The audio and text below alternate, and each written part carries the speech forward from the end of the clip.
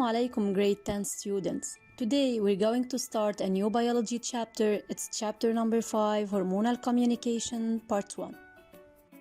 While watching this video, you will need a notebook and a pen, a phone or a laptop, and finally your biology book. At the end of this video, you will be able to differentiate between an exocrine gland, an endocrine gland, and a mixed gland. List some of these glands, and finally identify the main endocrine glands in man and their functions, locations, secreted hormones, functions, and target organs. Have you ever heard the word homeostasis? Let's discover the meaning of this term together. Homeostasis is a process that allows us to maintain our internal environment despite dealing with an external environment that is constantly changing.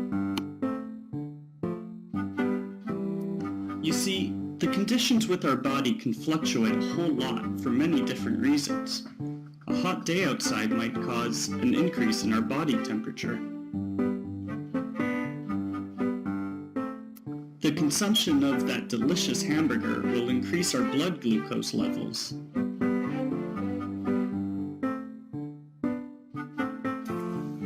Or the stress from studying from that big test might raise your blood pressure just a little bit. Fortunately, our bodies have mechanisms to counteract these changes and bring us back to those normal conditions where our bodies function best. I'm talking about homeostasis. Homeostasis is the adaptation to environmental conditions and the coordination of major body functions. And this homeostasis is ensured by the communication between body systems. There are two kinds of communications: nervous communication ensured by the nervous system and the hormonal communication ensured by the hormonal or the endocrine system. Let's wrap up the nervous communication. In the previous chapter, we studied that the message is received from outside as a stimulus by a receptor organ. Then it's transferred by a sensory neuron to the central nervous system, where it's treated and a response is elaborated.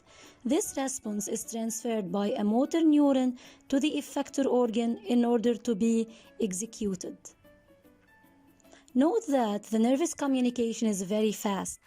But what about hormonal communication? Hormonal communication is a body communication ensured by the endocrine system. Here you have the document C on page 89 that shows your endocrine system.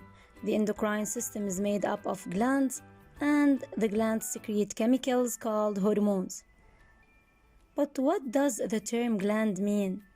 A gland is an organ which produces and releases chemical substances to perform a specific function in the body. There are three types of glands: endocrine gland that secretes hormones directly into the bloodstream without any excretory duct, example the thyroid gland; exocrine gland that releases its secretions to a body surface through an excretory duct, example salivary glands; and mixed gland that has both endocrine and exocrine functions at the same time, example pancreas. Note that the endocrine glands are richly vascularized. What is an endocrine system? It's a regulatory system made up of a collection of ductless glands that produce hormones and secrete them into the bloodstream. Now, what are the main endocrine glands? Pituitary gland, thyroid, parathyroid glands, adrenals, pancreas, ovaries, and finally testicles. Located deep within your brain, the hypothalamus is a part of the nervous system that controls the pituitary gland and its secretions. It's a link between the endocrine and the nervous system. The pituitary gland, it's found below the hypothalamus and it's called the master gland. But why? As you can see in this document, the pituitary gland secretes a big number of hormones that control a big number of organs. As example, the thyroid stimulating hormone controls the thyroid gland, and the growth hormones that control your bones and tissue development. The thyroid gland, located in your neck, releases two kinds of hormones, T3 and T4, increases the metabolic rate, promotes normal growth and development, and controls your body temperature. The parathyroid gland controls the level of calcium in blood by releasing parathyroid hormone. Let's talk a little bit about the adrenal glands. Those are capsules found on the top of your kidneys. They release two kinds of hormones, adrenaline and cortisol. The adrenaline is responsible for increasing blood pressure and increasing the heart rate, and it adapts stress. Pancreas. It's located in the abdomen under the stomach. It regulates blood sugar through two hormones, the insulin that decreases the glucose blood level and the glucagon that increases the glucose blood level, and thus its endocrine function, while it secretes pancreatic juice through the pancreatic duct, and this is its exocrine function, and thus pancreas is called a mixed gland. Finally, ovaries and testicles.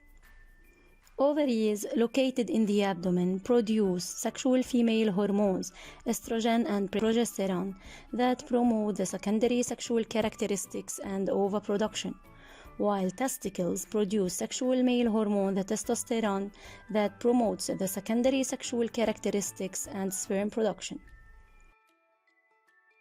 Dear students, stop the video and bring your notebook to answer the following questions at evaluation.